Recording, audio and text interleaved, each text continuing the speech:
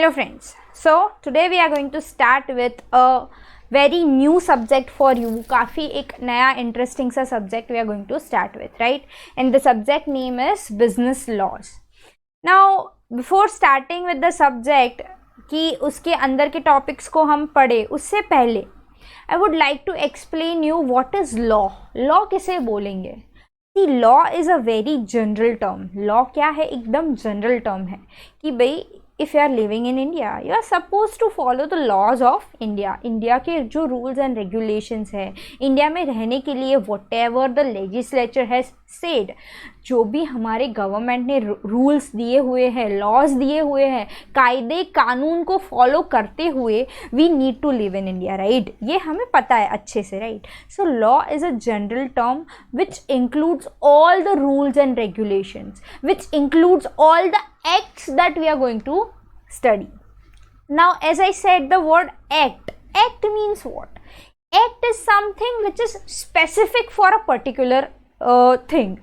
मैं आपको ऐसा बोलूँ कि भाई कंपनीज एक्ट, तो कंपनी के regarding whatever things are there वो हमें कहाँ पढ़नी है? कंपनीज एक्ट में. हमें कंपनीज के रिगार्डिंग कोई भी क्वेश्चंस हो रहे हैं तो हमें क्या रेफर करना है? Companies act. So act is something specific for a particular purpose, for a particular matter, right? Now this subject contains your 60 marks. ये subject आपका 60 marks का है, which is a very descriptive question, descriptive paper. दूसरी बात कि भाई आप जब भी ये सब्जेक्ट पढ़ रहे हो, इसके कोई भी टॉपिक्स आप पढ़ रहे हो, whatever topics you are studying, I am requesting you please write and study. आप लिखो और पढ़ो. अगर आप सिर्फ पढ़ते रहोगे लॉ को तो वो ऐसे याद नहीं रहने वाला, आपको लिखने की हैबिट डालनी होगी. वन मोर थिंग, आप लोग सब स्कूल में पढ़ के आए हो, इकोनॉमिक्स, OCM जैसे BST जैसे सब्जेक्ट्स आपने पढ़े हैं, right? So in that what you use to do is आप कीवर्ड्स याद रख लेते थे. You use to write the small points of each and every answers. But I would request you please do not do that in particular this subject. You need to remember the whole line. You cannot remember a particular word for a thing, right? आपको पूरी line याद रखनी है, आपको पूरा answer लिखना है. और दूसरी बात, you can never use a layman language. आप सिंपल सी लैंग्वेज यूज़ नहीं कर सकते when you are doing this particular subject. तो आपको सब्जेक्ट की जो लैंग्वेज है उसको भी अच्छे से ध्यान में रखते हुए ये सब्जेक्ट पढ़ना है. Please be careful well studying this subject, क्योंकि आपको इसकी लैंग्वेज पे भी कमांड रखते हुए आगे पढ़ना है. One more thing, this subject is a very practical subject in terms of, जैसे सम्स नहीं है पर हाँ practically in terms of what, कि भाई आपको सारी कुछ चीज़ें मैं आपको एग्जाम्पल से पढ़ाऊँगी तो आपको समझ में आएगा कि हाँ फाइन, ऐसा हमने देखा हुआ है. We will study the routine life examples only in this particular subject. तो subject is very interesting. The only thing is you need to focus on the language. Language पे कमांड रखते हुए ये सब्जेक्ट में हमें आगे बढ़ना है, right? Now talking about this subject, तो ये सब्जेक्ट में हमें 5 एक्ट्स ध्यान में रखने हैं. 5 acts we are going to study. The first act that we are going to study is the Indian Contract Act 1872, the Sales of Goods Act 1930, the Indian Partnership Act 1932, the Limited Liability Partnership Act,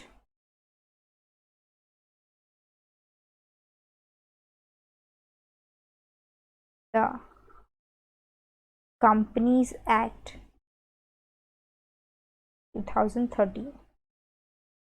These are the 5 acts that we are going to study in this particular subject. ये 5 acts हमें पढ़ने हैं. अब ये 5 acts में से I am going to start with this very first act right now, just a minute, this very first act that we are going to start with today itself, and that is what? The Indian Contract Act 1872. Before starting with this particular act, इसके बारे में कुछ भी आपको पढ़ाऊँ उससे पहले हमें ये समझना है कि ये एक्ट का मतलब क्या है. द इंडियन का तो हमें पता है कि भाई इंडिया का rules and regulations we are going to study with, right. What do we mean by contract and what do we mean by act. Act के बारे में भी अभी मैंने आपको एक्सप्लेन करा है कि भाई we are going to study the specific rules and regulations for this specific Indian contracts. India में जो भी कॉन्ट्रैक्ट्स होते हैं, जो भी बिजनेस कॉन्ट्रैक्ट्स होते हैं, जो भी बिजनेस डील्स होती है, वो सारी डील्स को ये पर्टिकुलर एक्ट एप्लीकेबल होगा, right. Now talking about this one word which says contract. Now what do we mean by contract. हम सबसे पहले तो एकदम लेमन लैंग्वेज में पढ़ेंगे and then we will go with the proper language of this subject. What do we mean by contract? हम contract किसे बोलेंगे, कॉन्ट्रैक्ट क्या होता है. मैं आपको ऐसा बोलूँ कि भाई I am making a plan with my friends to go for a movie. मैंने मेरे फ्रेंड्स के साथ प्लान बनाया मूवी जाने का. Is it a contract between us. हम 5 फ्रेंड्स हैं और सिर्फ 2 लोग ही गए, बाकी तीनों ने भी हाँ बोला था पर गए नहीं. तो क्या बाकी के जो 2 गए हैं मूवी देखने, वो 3 लोगों को कोर्ट में लेके जा सकते हैं कि भाई ये लोगों ने बोला था और आए नहीं मूवी देखने. Is it so? Is it a contract? Definitely your answer will be no, कि नहीं मैम इसको कॉन्ट्रैक्ट कैसे बोलेंगे, right. This can never be a contract. Contract क्या होता है? अब मैं कॉन्ट्रैक्ट के बारे में यहाँ पे कुछ लिख रही हूँ. Contract means agreement plus legal enforceability means contract. Agreement plus legality means contract. Now the question will arise, ma'am, what do we mean by agreement then? Agreement कैसे बोलेंगे? Legal enforceability means what? ये भी हमें समझना पड़ेगा. Contract का meaning हमें पता लेमन लैंग्वेज में चला कि भाई हाँ हमने किसी को बोला कि मैं आपके साथ मूवी देखने चलूंगा या चलूंगी और हम नहीं जा रहे हैं, तो that can never said to be a contract between the 2 persons, right. कि मूवी देखने का कोई कॉन्ट्रैक्ट नहीं बना है. पर कॉन्ट्रैक्ट किसे बोलेंगे? So contract is made up of 2 things, that is agreement and legal enforceability. Agreement means what? Agreement किसे बोलेंगे? Agreement is a promise or set of promises. Agreement मतलब क्या? Promise and set of promises. अब मैंने किसी को promise करा कि I'll come with you for a movie. That can said to be an agreement कि हाँ ये promise हो गया दोनों के बीच में कि हाँ ये भाई मूवी देखने चलेंगे. पर मैं नहीं जा रही हूँ, then that person cannot take me to the court. So can I say contract का जो second portion है that is your legal enforceability is missing. Legal enforceability means what? कि आप बंदे को कोर्ट में लेके जा सकते हो कि भाई इसने बोला था, मेरे पास ये रिटर्न में लिखा हुआ है कि इसने हाँ भी बोला था, इसने साइन भी करा था, and now this person is not performing what they have said, then you can take them to the court, right. So that is what a legal enforceability, जिसमें आप सामने वाले को कोर्ट में लेके जा सकते हो कि भाई इसने हाँ बोला था, इसने मेरे साथ ये डील साइन करा था, and then he or she or they are not performing this particular thing. तो उसको हम क्या बोलेंगे? legal enforceability. When you can take a person to the courtroom, right? When you can take a person to the authority कि भाई ये performance की बात हुई थी पर इन्होंने ये करने से अब इनकार करा है, and I have the proof that this person has made this agreement with you, then it is said to be a legal enforceability, right? Now agreement में मैंने लिखा promise और set of promises. Now the question arises, ma'am, what do we mean by promise then? Promise किसे बोलेंगे? What do we mean by promise over here? तो मैं promise के बारे में आपको बात करूं कि what do we mean by promise? Then promise means offer plus acceptance is nothing but a promise.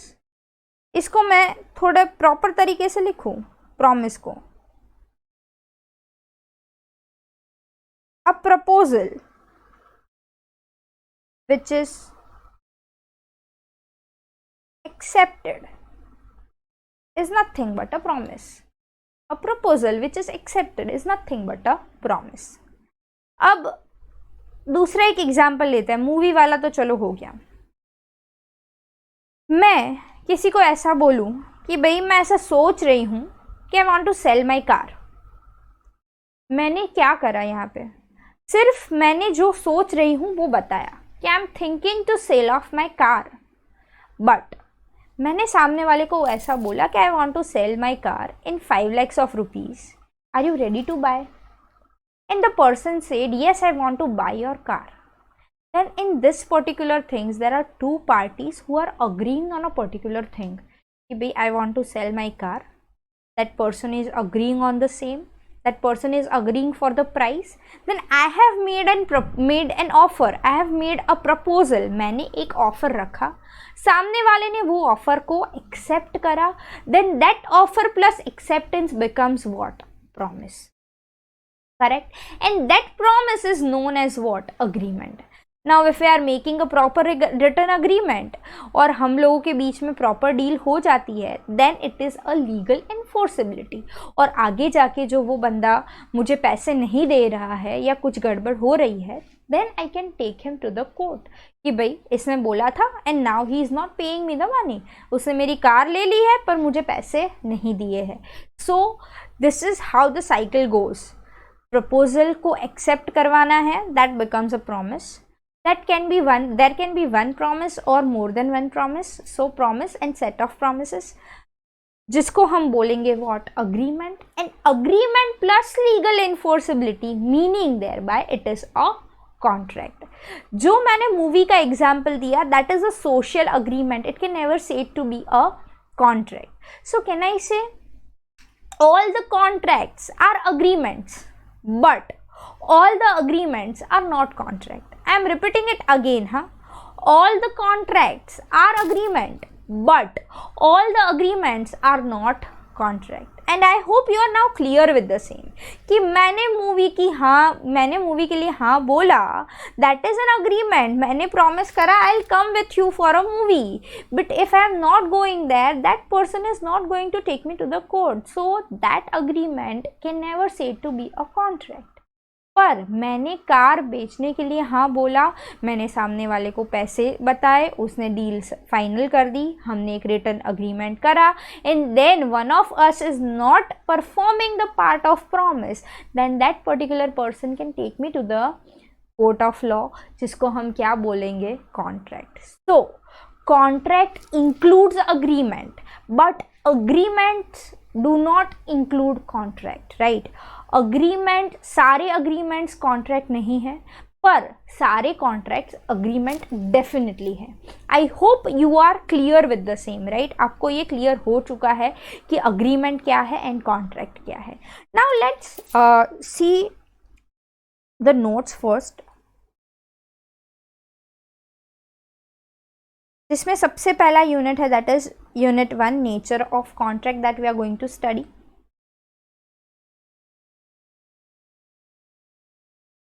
इसमें इंट्रोडक्शन में मैंने अभी जो आपको चीज़ें बताई है वही सब चीज़ें देख के रखी है. I am not reading it line by line because you are suppose to do that. Introduction वाला portion you are suppose to write it, I mean read it line by line. I am starting with the point, first point, that is what? Contract. A term contract is defined under section 2H.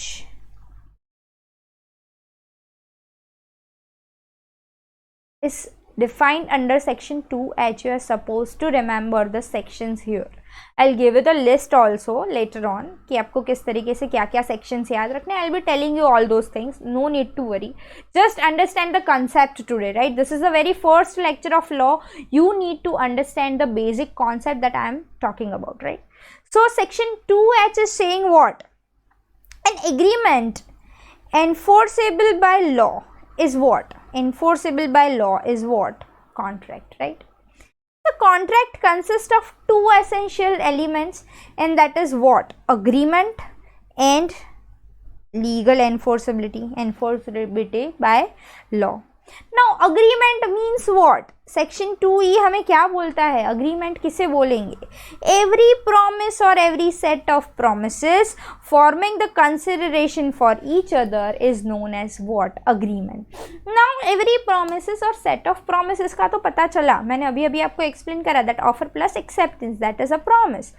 पर there is a word called consideration for each other, framing or forming the consideration for each other, meaning thereby मैंने जो car का example दिया, I have promised to give him the car and he has promised to pay me the 5 lakh rupees. Then that promise of giving a car is a consideration and 5 lakh rupees in return is also a consideration. Consideration means something in return. Return money, ये वाला return, हाँ, not writing वाला return. Something in return. Consideration means I have given a promise to someone, मैं car दे रही हूँ तो सामने I am receiving certain money, that is consideration, यानी something in return, मुझे कुछ मिल रहा है सामने, right? वो हम पढ़ेंगे आगे, कंसिडरेशन के बारे में पूरा यूनिट भी है, we will understand gradually. Promise means what? Section 2B क्या बोल रहा है? प्रॉमिस किसे बोलेंगे? When person to whom the proposal is made, when a person to whom the proposal is made signifies his assent thereto. signifies his assent thereto का मतलब क्या हुआ? वो accept कर रहा है. assent thereto मानी he is accepting the proposal that we have made to the person is signifies his concern. He is saying that yes, I am ready to perform, right? The proposal is said to be accepted and proposal when accepted becomes what? Promise. मैंने यहाँ पे notes में already properly लिखा है and I request you all कि आप भी साथ में notes लिखना, जो मैं लिख रही हूँ यहाँ पे लिख के explain कर रही हूँ. You all are requested to write those things, right? चलो फिर The following points emerge from the above definition. अब कुछ summary points दिए हुए हैं. When the person to whom the proposal is made signifies his assent on that proposal which is made to him. Assent मानी concern देना, हाँ बोलना, concern देना कि भाई हाँ I am ready to perform this or I am ready to accept this offer. The proposal becomes accepted and accepted proposal becomes what? Promise, right? Agreement means offer or proposal plus acceptance, correct? That is what I have told you. Enforceability of law, meaning thereby वो हमें अभी पता चल गया already. An agreement to become a contract must give a rise to legal obligation. There has to be a legal obligation, then only it can say to be a contract. हम अगर सामने वाले को कोर्ट ऑफ लॉ में लेके जाने के position में है, then only it is said to be a contract. There has to be some legality over there, right? मैं simple social agreement करूँ, friends के साथ party करने का कोई agreement करूँ, friends के साथ movie जाने का agreement करूँ, that agreements are social agreements. They can never said to be a contract. But whenever I am making a deal with someone like that buying of car, that is known to be a contract. Why so? Because there is a legal obligation of giving the car and taking the money, right? Which means duly enforceable by law. Thus, from above definition, it can be concluded that contract is equals to accepted proposal, agreement plus enforceability by law. Now, here there are certain examples given. I have already explained you the examples. I'll also write it over here. मैंने यहाँ पे आपको 2 examples दिए जो मैं यहाँ पे लिख रही हूँ again, so that you can understand and even you can write also. एक example हमने देखा simple agreement का, right? Where let's say Mr. A is saying to Mr. B that I'll come with you for a movie, right? And now he is not performing the promise. Still, this can say to be an agreement, but this can never say to be a contract, right? और ये जो agreement है वो कौन सा agreement है? It is a social agreement. और दूसरा एग्जाम्पल हमने लिया कि भाई मिस्टर ए है जो मिस्टर बी को बोल रहे हैं I'll sell you my car and you pay me 5 lakh rupees in return, right? Now this is an agreement as well as this is a contract, right? Because it involves the legality over here, right? Now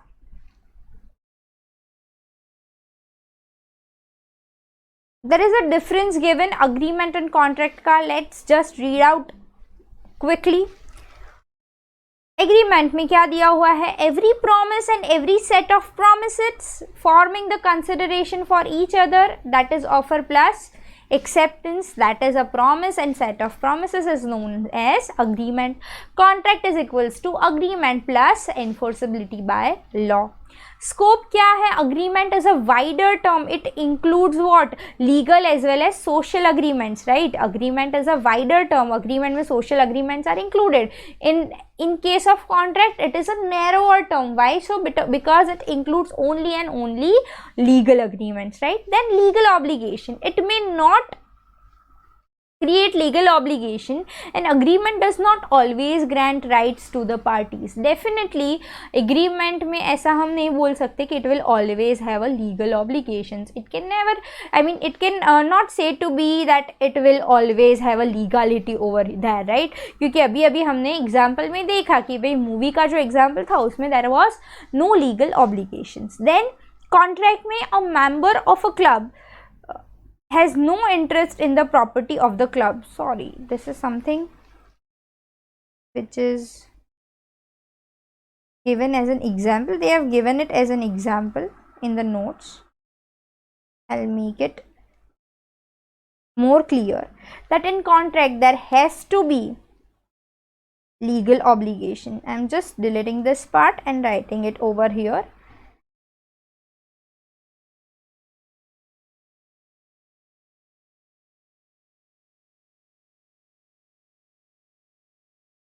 It has to create legal obligation, meaning thereby it is compulsory to have a legal obligation in contract. Nature, all agreements are not contract definitely, but all contracts are agreement that I have already explained. Now there is something which is known as essentials of valid contract. Valid contract, सबसे पहले तो the question will arise, ma'am what do we mean by valid contract? Valid किसे बोलेंगे? Valid क्या मतलब क्या होता है? Valid मतलब which is 100% fine, जो हमें एक्सेप्ट करने लायक है. वैलिड होना, सही होना, which is 100% fine, which is 100% सही, कि हाँ ये कॉन्ट्रैक्ट सही है. तो कॉन्ट्रैक्ट को सही होने के लिए देयर आर सर्टेन एलिमेंट्स जो हमें पढ़ने हैं. कॉन्ट्रैक्ट को सही होने के लिए there are certain essential elements, ज़रूरी एलिमेंट्स है ऐसे जो हमें इसमें पढ़ने हैं. और ज़रूरी एलिमेंट्स किस में दिए हुए हैं? सेक्शन नंबर 10 में दिए हुए हैं. बट सेक्शन नंबर 10 बाइंड करता है, पर उससे ज़्यादा भी there are certain extra elements which needs to be there in the contract, जो यहाँ पे दिए हुए हैं. All the agreements are contract if they are made by free consent of the parties competent to contract for a lawful consideration with a lawful object and are not expressly declared to be void. ये एक ही line में सब दे दिया है और ma'am हमें कुछ भी समझ में नहीं आया. Not to worry because we are going to understand this particular line word by word. पर उससे पहले यानी कि सेक्शन 10 में जो पॉइंट्स इंक्लूडेड है उससे पहले जो पॉइंट्स उसमें इंक्लूडेड नहीं है वो एक बार देख ले, विच इज़ वेरी बेसिक। सबसे पहला पॉइंट हमें क्या दिया हुआ है कि भाई कॉन्ट्रैक्ट को फाइन प्रॉपर वैलिड होने के लिए दो बंदों के बीच में कॉन्ट्रैक्ट होता है, और वो वैलिड होने के लिए सबसे पहला point which is necessary essential वो क्या है? You can see the first point is what? Two parties. मैं क्या अपने आप से कॉन्ट्रैक्ट कर सकती हूँ? Definitely not. मैं क्या अपने आप को जेल में कोर्ट में लेके जाऊंगी कि मैंने ये परफॉर्म नहीं करा? Definitely not, right. There has to be two parties, दो पार्टीज होनी ही चाहिए, तभी जाके तो कोई कॉन्ट्रैक्ट पॉसिबल हो सकता है। There was a case also of state of Gujarat versus Raman Lal and company, जिसमें क्या हुआ था कि भाई partners were there who were taking the assets of the firm. जब डिसोल्यूशन हो रहा था तो पार्टनर्स असेट्स लेके जा रहे थे, and one of the sales tax officer came and said that this will be treated as a sales of goods. जो assets है उसको हम sale treat करेंगे and you need to pay sales tax over it, which is wrong. Why so? Because partnership firm belongs to partner. There has to be one buyer and one seller na, then only the contract can arise. I cannot be a buyer as well as a seller. मैं मेरी property अपने आप को ही तो नहीं बेच सकती ना, correct? And the firm was dissolving, so that belongs to the partners only. The assets belongs to the partners only. firm dissolve हो रही है, खत्म हो रही है, तो firm की assets किसको belong करती है? definitely the partners को. So one cannot say कि भाई नहीं ये partners लेके जा रहे हैं तो उनको sales tax भरना पड़ेगा उसके ऊपर. definitely not. Why so? Because the seller and the buyer cannot be one na. I cannot sell my own property, my own mobile phone to myself only, right? So there has to be two parties for a valid, a fine, a proper contract, right? सही contract होने के लिए there has to be two parties. One cannot contract with himself. A contract involves at least two parties. One party making the offer and the other party is accepting it. A contract may be made by natural persons and by other persons having legal existence. Definitely, मैं contract कोई company के साथ करूँ तो it is a person but having a legal existence, right? It is not a natural person, right? It is necessary to remember that identity of the parties be ascertainable. पता चलना चाहिए कि हाँ भाई ये और ये पार्टी के बीच में कॉन्ट्रैक्ट हुआ है. So there has to be what? Two parties, right? Examples you can read it on your own. Then parties must intend to create legal obligation. Must intend to create legal obligation, जिसमें हम क्या याद रखेंगे? Movie और car वाला example, कि दोनों party में कुछ लीगल ऑब्लिगेशन क्रिएट करने का इंटेंशन होना चाहिए, तब जाके वीकेंड से. मैंने आपको ऐसा भी बोला था एग्जांपल देते टाइम कि आई सेड कि I am thinking to sell my car, so can I say it is a contract? Definitely not. Why so? Because I was just thinking. I haven't made a promise to someone yet. I haven't made an proposal to someone yet, right? So I was just thinking. It can never turn into a contract by just thinking, right? I need to make a proper offer. A person needs to accept it, and then it can turn into a promise, an agreement, and then by coming with the legal obligation it can turn into a contract, right? So there has to be an intention to create a legal obligation. यहाँ पे भी Balfour versus Balfour वाला जो case था उसमें क्या था कि भाई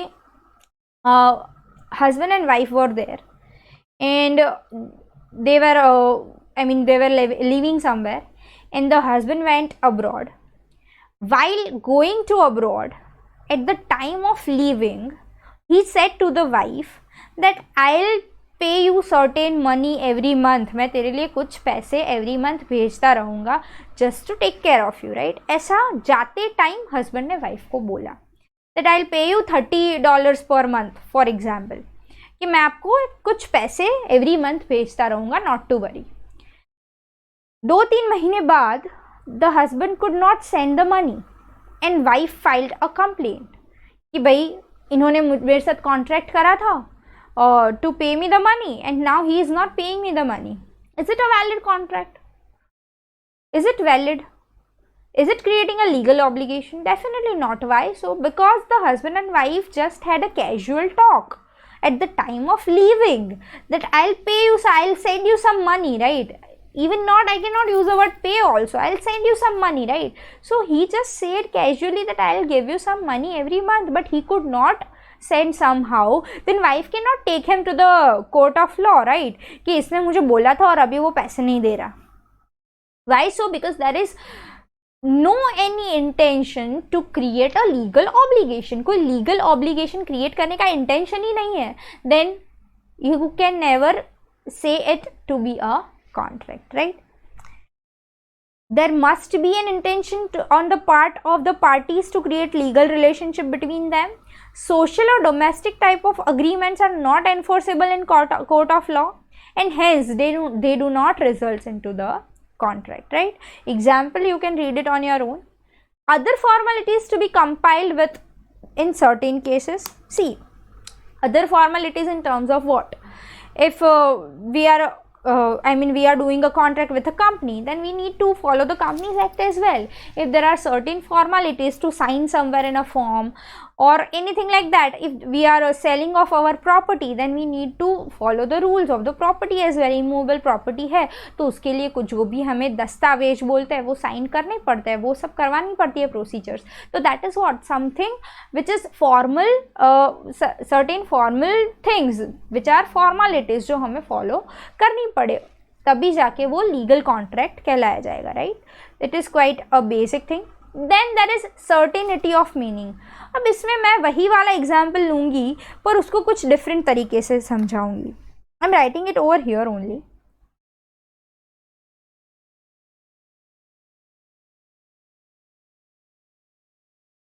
अब मैंने आपको बोला कि भाई, मैंने किसी को बोला कि I sell you my car for ₹5 lakh, और सामने वाले बंदे को ऐसा पता है कि लेट्स से सामने वाले बंदे को ऐसा पता है कि I have an i20, correct? सामने वाले को ये पता है कि मेरे पास i20 है जो मुझे 5 लाख में उसको सेल ऑफ करनी है. पर I was talking about another car that I have, that is i10. मैं क्या बात कर रही थी, ये जो कार की जो मैं बात कर रही थी ना, वो था क्या, i10.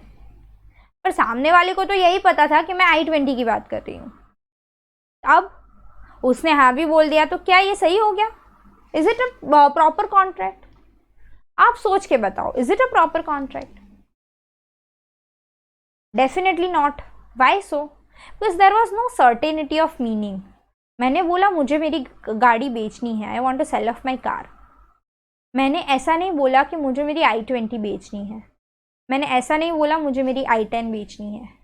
तो in that case I need to specify कि मुझे मेरी कौन सी कार बेचनी है.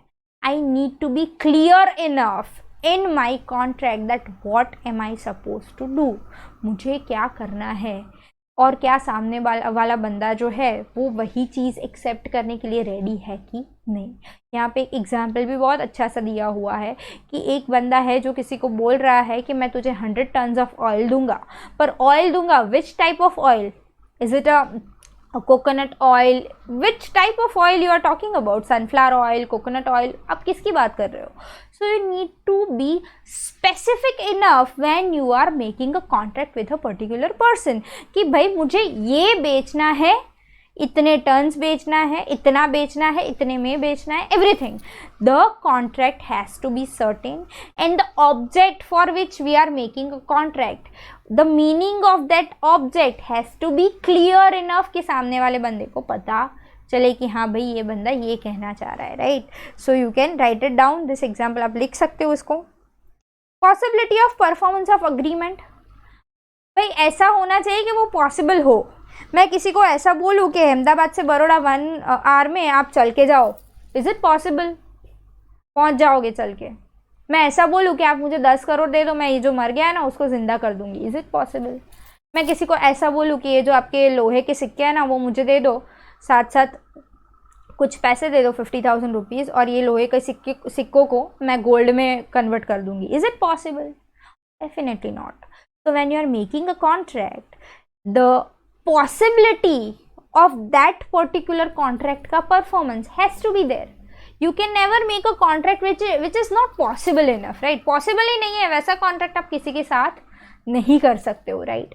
Otherwise it will be treated as a cancelled contract from very beginning, right? जिसको हम क्या बोलेंगे, I'll explain you later on. The terms of agreement should be capable of performance. An agreement to do an act of impossible itself cannot be enforced. A agrees with B to discover treasure by magic. जादुई खजाना, जादू करके हम खजाना ढूंढेंगे. So that is not a valid, proper, fine, सही contract, right? Then ये तो हो गए other than section 10 वाले points. Now according to section 10, the following elements are there to make a valid contract. There are certain points which are given in section number 10 जिसको follow करेंगे तभी जाके contract मेरा valid होगा, right? The first thing is offer and acceptance or an agreement, जो हमने already पढ़ लिया है, हमें अच्छे से पता है. I am not even explaining this again because this is something which I have already explained. There has to be offer, there has to be acceptance, there has to be an agreement. और हमें ये पता ही है कि भाई offer plus acceptance is equals to promise and that this means agreement, right? So that has to be offer, acceptance, promise, agreement, right? Now the second word, the second point is free consent. Now free consent means what? किसे बोलेंगे free consent? What do we mean by free consent? मैं किसी को gun point पे रख के बोलूँ कि you have to buy my car for ₹50 lakhs. Gun point पे रखते हुए मैं किसी को बोलूँ कि you have to buy my car for ₹50 lakhs. Is it a free consent? वो क्या अपनी मर्जी से 50 lakhs देगा मेरे को? Definitely the answer will be no. आप सबने सिंघम मूवी देखी है, राइट? सिंघम में जो विलन का कैरेक्टर प्ले कर रहा है वो सबकी प्रॉपर्टीज हड़प लेता है, किसी लड़की को जाके किडनैप कर देता है, then he is asking for money and money मिलने के बाद वो छोड़ देता है या whatever the thing is, और प्रॉपर्टी ना दे तो वो मार भी देता है, राइट? तो in that cases can I से कि वो फोर्सफुली वो काम करवाना चाह रहा है. When the person is making the other person to do some work forcefully, then his consent can never said to be free. वो अपनी इच्छा से, अपनी willingness से, अपनी मर्जी से काम नहीं कर रहा है. So it can never said to be a free consent. अपनी मर्जी से काम करे उसे we can say कि it is a free consent. But in such cases where the person is forcing the other person to do some act, it can never say to be a free consent. One more thing written over here is both the person agrees upon the same thing in same sense. जो मैं कहना चाह रही हूँ आप वही समझ रहे हो, उसे हम ऐसा भी बोलेंगे consensus ad idem. That is a phrase, consensus ad idem, जो हमें याद रखना है और लिखना भी है, which means same thing in same sense. जो मैं कहना चाह रही हूँ आप वही समझ रहे हो और उसी के बारे में मेरे साथ कॉन्ट्रैक्ट कर रहे हो, then we can say that the person is giving his free consent. उसकी मर्जी से, willingness से वो कोई भी काम में कॉन्ट्रैक्ट में एंटर हो रहा है, right? Now there are certain words that you can see, that is coercion, undue influence, fraud, misrepresentation, mistake, and then you can see it is said to be avoidable, and in mistake you can see that it is said to be void. ये चीज़ हम as of now, this 3 points we are not discussing as of now. Why so? Because we are going to discuss it later on. हमें अच्छे से पूरा पढ़ना ही है, so no need to worry, we will discuss it but later on. Here as of now, in case of free consent, what you need to understand is the consent, the willingness has to be free, has to be not forceful, right? It has to be free with his own willingness. वो करना चाहिए काम, contract में enter होना चाहिए, then only it can say to be a valid contract. A threatened to shoot B if B does not lend him ₹2,000 and B agreed to the same. In this case, definitely the consent is not free. Why so? Because he threatened him to shoot him, right? So this is what free consent means. Now there is capacity of the parties. Now what do we mean by capacity of the parties? Capacity किसे बोलेंगे?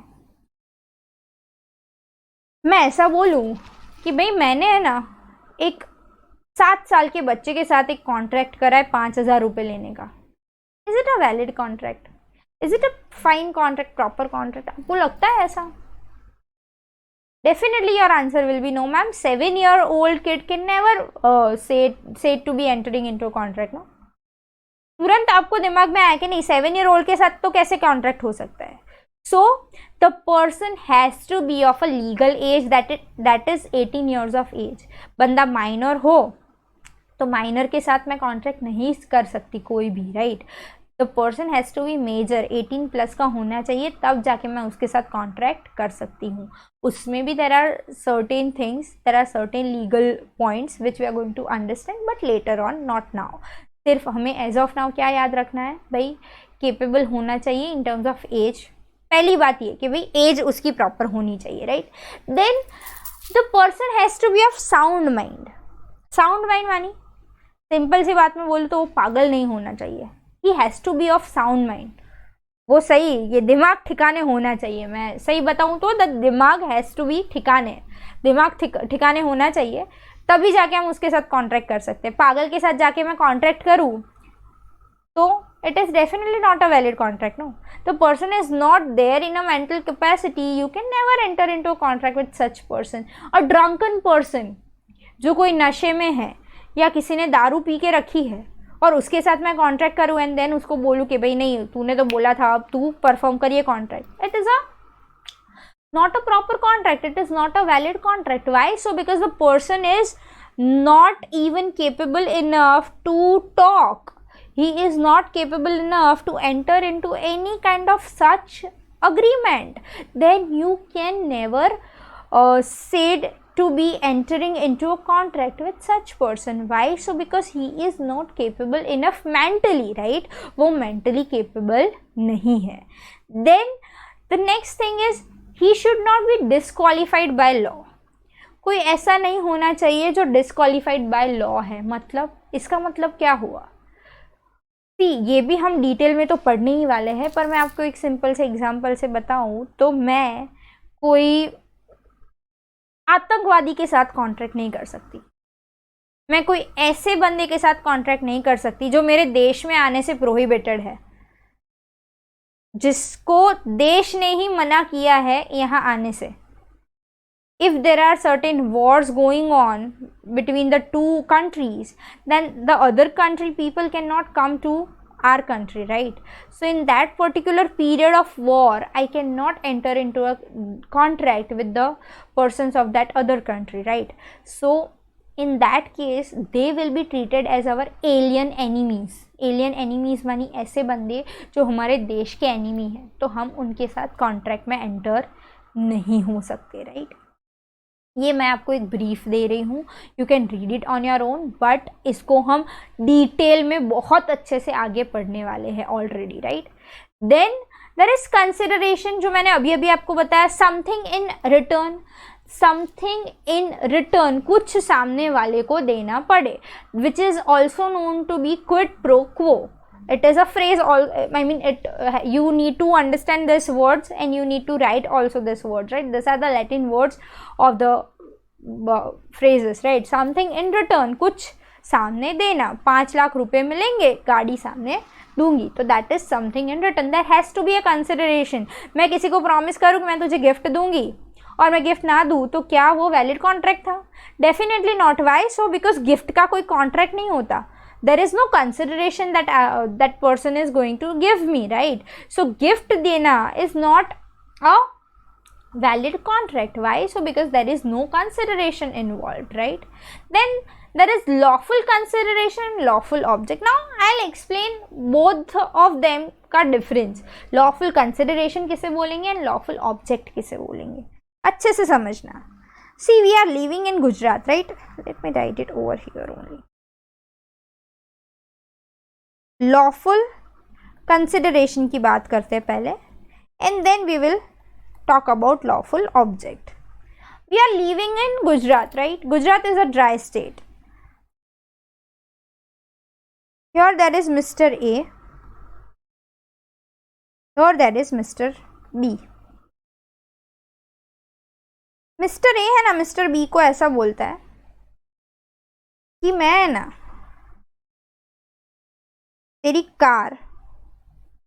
तेरी जो car है वो bye करूंगा, और सामने in return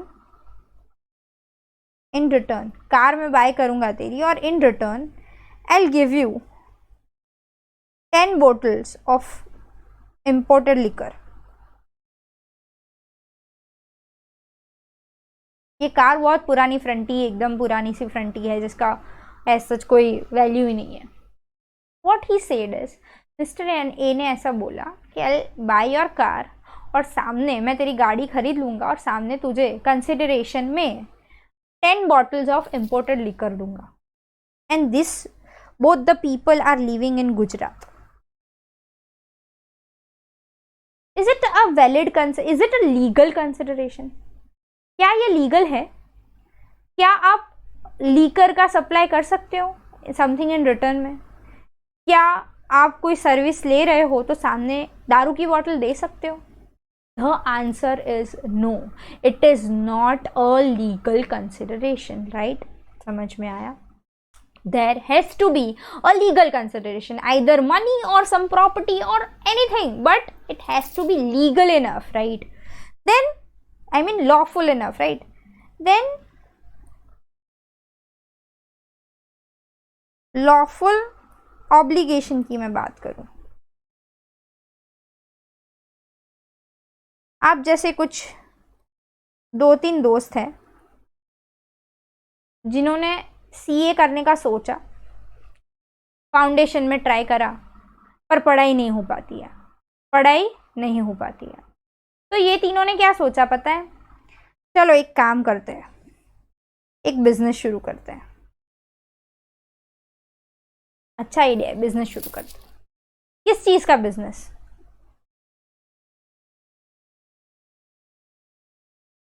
kidnapping का बिजनेस। न्यूज़पेपर में ऐड डाल दी कि now we are the professional kidnappers, you can come to us. आपको किसी को भी किडनैप करवाना हो, you can contact us. Is it a lawful obligation? Is it a lawful object? Rather I would say an object. Is it a lawful object? क्या उनका motive, क्या उनका ऑब्जेक्ट कॉन्ट्रैक्ट में एंटर होने का लॉफुल है? क्या वो लोग सही कर रहे हैं? क्या वो अपने लॉज, जनरल लॉज के हिसाब से सही है? The answer is no, right? So there has to be a lawful object, there has to be a lawful consideration, and you need to understand the difference between the two. There has to be lawful object, मिलके जो काम करना है वो lawful होना चाहिए, legal होना चाहिए। There has to be lawful consideration, जो आप समथिंग इन रिटर्न देने वाले हो, there has to be a legal consideration, lawful consideration. I hope it is now clear with this example. Not expressly declared to be void, इसको भी मैं ना example के फॉर्म में लिख के write it over here only. void means cancelled, void means cancel हो जाना, cancelled contract. Expressly declare to be void, बोला ही गया है कि ये कैंसिल कॉन्ट्रैक्ट माना जाएगा, ये सही नहीं माना जाएगा। इसके लिए भी मैं एग्जाम्पल दूं, मैं भी नहीं, चलो किसी मिस्टर एक्स की बात करें हम। मिस्टर एक्स है who is dealing in chemicals in Gujarat, and there is mister Y who is also dealing with chemicals in Mumbai. Correct, वो भी केमिकल्स में डील कर रहे हैं, मिस्टर एक्स भी केमिकल्स में डील कर रहे हैं। इन दोनों के बीच में एक डील हुई है कि भाई मिस्टर एक्स है ना, वो मिस्टर वाई को 100 kg of, rather 100 liters of chemical A at ₹1000 per liter, date let's say 10th of April 20 को भेजेंगे। ये सब डील हो गई उन लोगों के बीच में। मिस्टर एक्स गुजरात में से 100 litres of chemical A mister Y को 1000 पर लीटर के प्राइस से ऑन 10th अप्रैल को बेचेंगे। ये डील हो चुकी है। इन्होंने इनको एडवांस में कुछ पैसे भी दे दिए हैं, correct. There is a legal return form which has been signed by both of them. There is a legal written form which is signed by both of them. क्या नहीं से ये तो सब सही है मैम, ये तो इसमें तो क्या गलत कुछ नहीं है। केमिकल बेचना है, डील डन है, एडवांस ले लिए है, पैसे एकदम डिसाइड कर लिए है, डेट डिसाइड कर ली है, टाइम डिसाइड कर लिया, everything is fix. Now what? अब ये हुआ ना 10th अप्रैल वाला डील डन हुआ, एवरीथिंग इज डन। 31 मार्च को मुंबई की गवर्नमेंट ने एक नोटिफिकेशन निकाला, एक सर्कुलर निकाला। वो क्या नोटिफिकेशन था पता है? कि now in Mumbai chemical A will be prohibited. From 1st April, no one in Mumbai can use chemical A in anything. Mumbai की गवर्नमेंट, मुंबई की जो लोकल म्यूनसिपल लोग हैं, I mean municipal authorities are there, उन लोगों ने ये सर्कुलर निकाला है बाय वॉट एवर मीन्स। क्या रीज़न था उस पर हमें नहीं पढ़ना है अभी, पर ये सर्कुलर निकल चुका है, नोटिफिकेशन पास हो चुका है कि now in Mumbai you can not deal with chemical A. Now, in spite of entering into such a contract which is valid from all the points, दो पार्टीज भी है, रिटर्न भी है, सही भी है, लीगल ऑब्जेक्ट है, लीगल कंसिडरेशन है, everything was fine, everything was decided, everything was going perfect, still the contract will said to be a void contract. Expressly declare हो चुका है कि ए को अब हम यहाँ पे डील नहीं कर सकते, means the contract is expressly cancelled now. Both the person cannot enter into such contract which is expressly cancelled, which is expressly declared to be void. अब वो cancel हो चुका है. Now you cannot enter into such contract, right? So this is the example, you should write it. The agreement entered into must not be which the law declares to be either illegal or void. You can read the examples. So this is the points that we have considered it today. हमने law के बारे में पढ़ा, हमने nature of contract पढ़ा, हमने essential elements of a valid contract पढ़े. I hope you are clear with the same, and I would like to request you all that please read it and please write whatever I have explained to you today. I hope you are clear with this particular topic that I have made you understand today. Thank you.